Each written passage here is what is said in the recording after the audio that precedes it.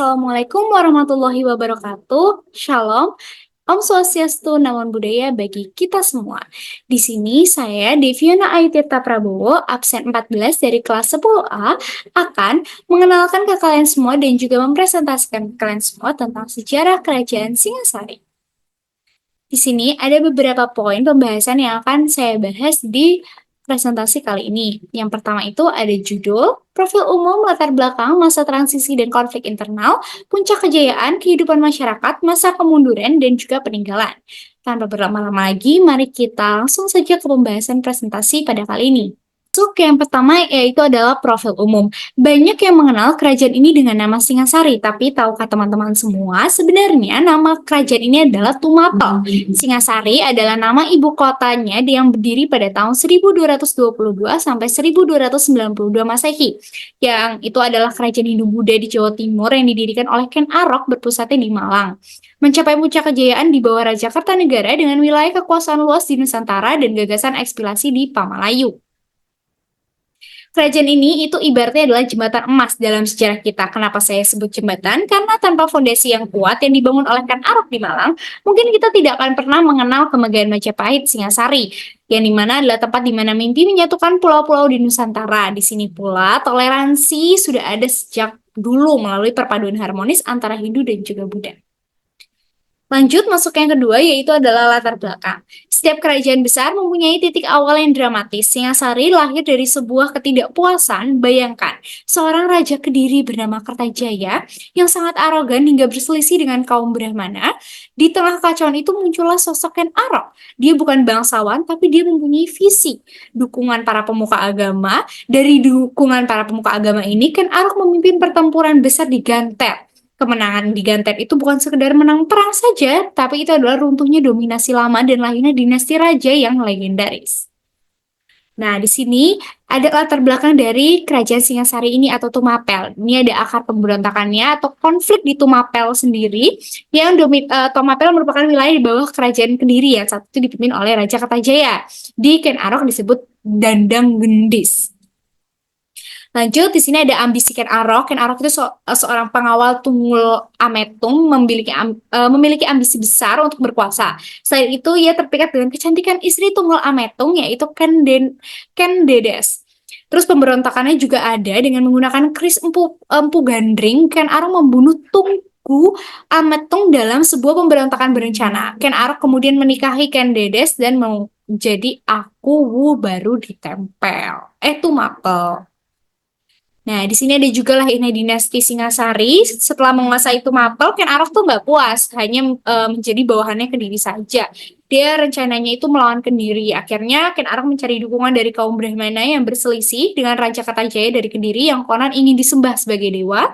Terus dia juga pertempuran di Ganter yang tadi, tahun 1222 Masehi, Ken Arok melancarkan pemberontakan terbuka terhadap Kediri. Pertempuran sengit terjadi di Ganter. Terus Ken Arok juga berhasil mengalahkan pasukan Kediri dan membunuh Raja Kertajaya. Dan juga yang ketiga ini ada pendirian kerajaan. Setelah menang, Ken Arok menyatukan wilayah Tumpel dan Kediri menjadi satu kerajaan baru yang berpusat di Tumapel. Kemudian dikenal sebagai Singasari. Begitu pada tahun 1220 Masehi. Dan ini saya ambil dari Ruang Guru dan juga Google.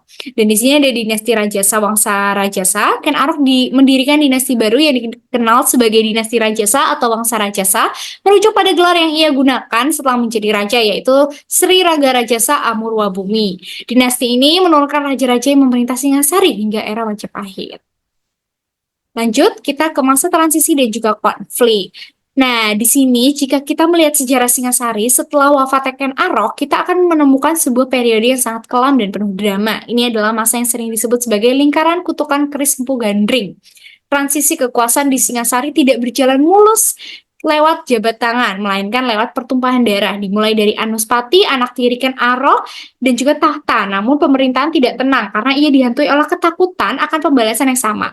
Benar saja, tahta itu kembali mengguncang saat Toh Jaya, putra kandung Ken Arok, merebut kekuasaan. Namun kepemimpinan Toh Jaya hanya seumur jagung karena muncul gelombang perlawanan dari generasi berikutnya, yaitu Ranggawuni atau yang kita kenal sebagai Wisnuwardana.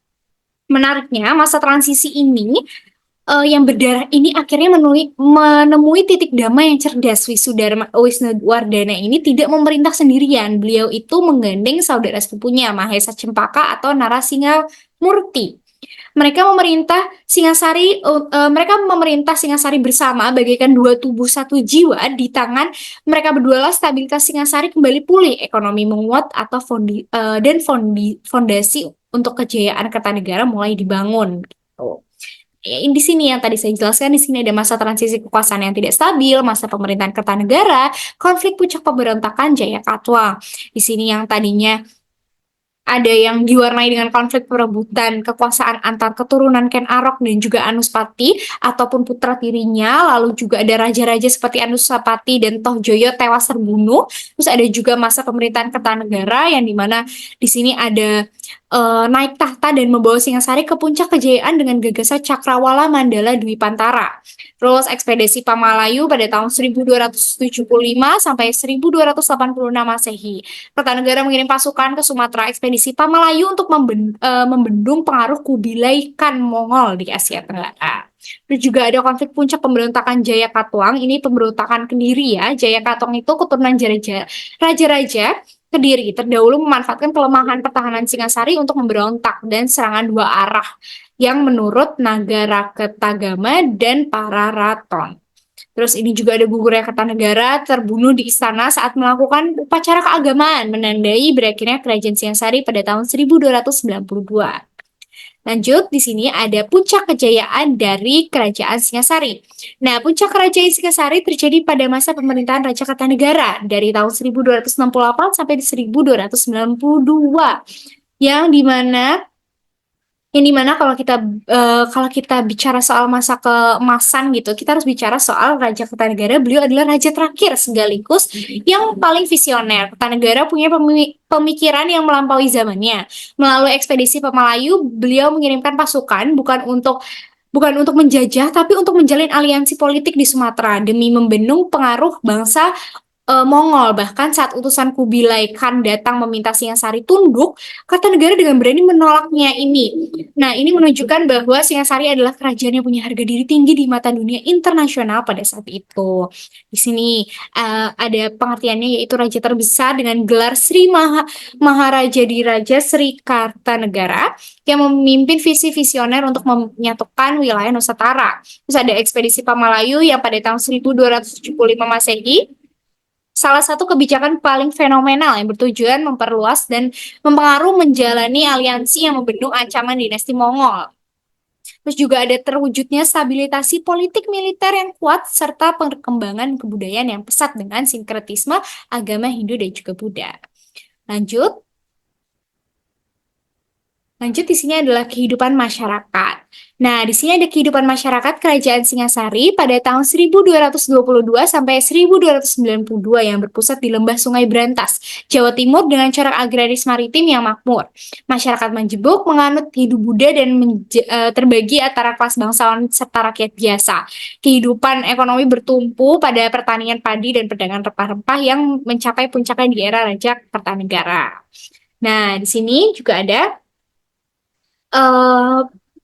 kehidupan masyarakat pada saat itu gitu. Ini ada ekonomi, agama dan budaya. Ekonomi itu agraris maritim yang berkat letaknya di lembah Sungai Brantas yang subur, mayoritas penduduk bertani. Selain itu, perdagangan berkembang pesat hingga wilayah luar Jawa, menjadikan masyarakat cukup makmur. Sosial dan struktur sosialnya, masyarakat terbagi menjadi kelas atas, keluarga raja atau bangsawan, dan kelas bawah, rakyat atau jelata.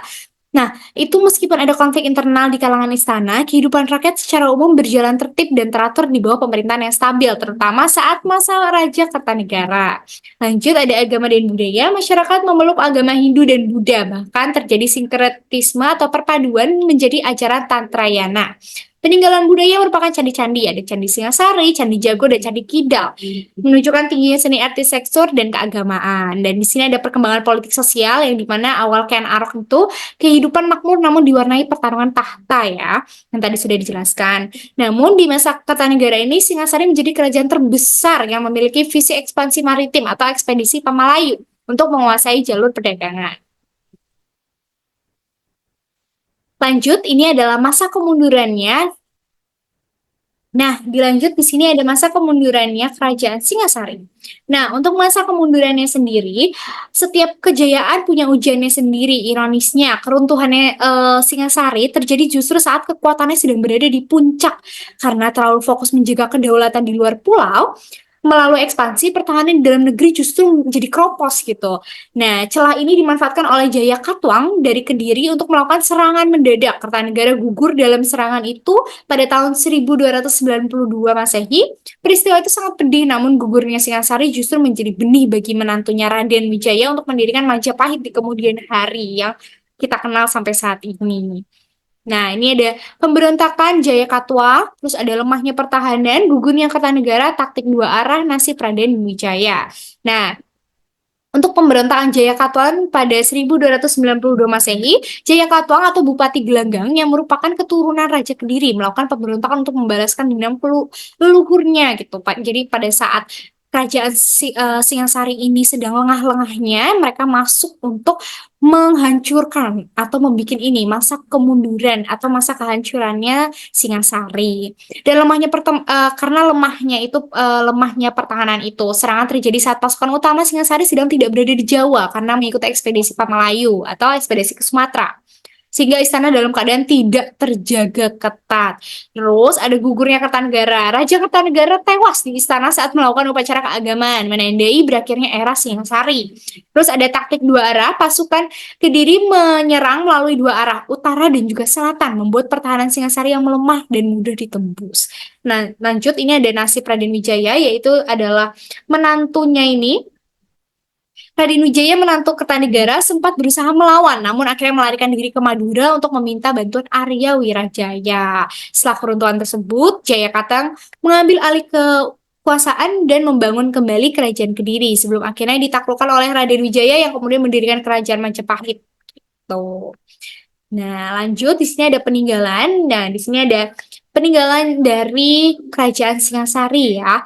Bagaimana kita bisa tahu semua kehebatan ini? Singasari meninggalkan jejak yang sangat senyap namun indah. Ini ada Candi Singasari, ada Candi Jago, Candi Kidal, dan ada Candi Jago. Nah, terus juga ada salah satu yang paling memukau adalah Arca Prajna Parawita yang sering dijuluki sebagai Dewi Kecantikan dalam sejarah seni Indonesia. Peninggalan-peninggalan ini membuktikan bahwa nenek moyang kita adalah seniman dan arsitek yang luar biasa, mampu menyatukan nilai spiritual ke dalam bentuk fisik yang abadi. Nah, di sini ada peninggalannya, yaitu ada Candi Kidal, Candi Jago, dan juga Candi Singasari. Nah, Candi Singasari ini terletaknya di desa Candi Renggo, Kecamatan Singosari, Kabupaten Malang. Candi ini juga dikenal dengan nama Candi Menara dan Candi Cungkup. Dan candi ini dibangun pada tahun 1300 Masehi sebagai bentuk penghormatan terakhir untuk Raja Kartanegara. Di sini Candi Kindal. Candi Kindal merupakan warisan Kerajaan Singasari yang dibangun sebagai bentuk penghormatan untuk Anuspati, Raja kedua Singasari yang memerintah selama 20 tahun dari 1227 sampai 1248 Masehi. Anuspati dikisahkan tewas di tangan Panji Tohjaya saat terjadi perebutan kekuasaan di internal kerajaan. Nah, ini ada Candi Jago. Nama Candi Jago itu berasal dari Jajakhu yang diambil dari kitab Negara Kertagama dan kitab Pararaton. Candi ini dibangun pada masa Kerajaan Singasari abad ke-13. Istilah Jajakhu itu memiliki arti keagungan yang digunakan untuk menyesuaikan sebuah tempat suci.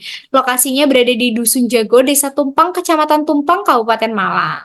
Jadi bagi kalian yang mau mengunjungi peninggalan dari Kerajaan Singasari ini ada di Kabupaten Malang semua ya. Semua ini ada di Kabupaten Malang ya. Gitu. Jadi Singasari itu bukan hanya tentang masa lalu yang jauh ya, ia adalah tentang keberanian, visi penyatuan, dan keindahan karya. Semoga presentasi ini bisa membuat kita lebih bangga sebagai akar sejarah bangsa kita sendiri. Terima kasih atas perhatiannya. Terima kasih. Wassalamualaikum warahmatullahi wabarakatuh.